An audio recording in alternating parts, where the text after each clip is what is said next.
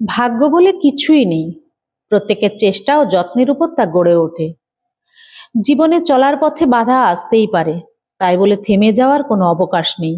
যেখানে বাধা আসবে সেখান থেকেই আবার শুরু করতে হবে। নদীতে স্রোত আছে, তাই নদী বেগবান। জীবনে দ্বন্দ্ব আছে, তাই জীবন বৈচিত্র্যময়। তুমি যদি কোনো লোককে জানতে চাও, তাহলে তাকে প্রথমে ভালোবাসতে শেখো। তোমার দেশ তোমার জন্য কি করেছে তা জিজ্ঞেস করো না, নিজেকে জিজ্ঞেস করো তুমি তোমার দেশের জন্য কি করতে পেরেছো।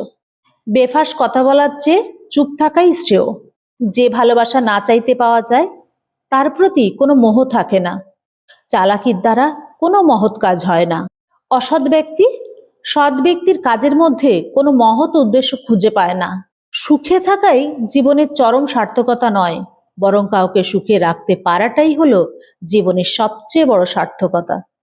আমি ব্যর্থতাকে মেনে নিতে পারি, কিন্তু আমি চেষ্টা না করাকে মেনে নিতে পারি না।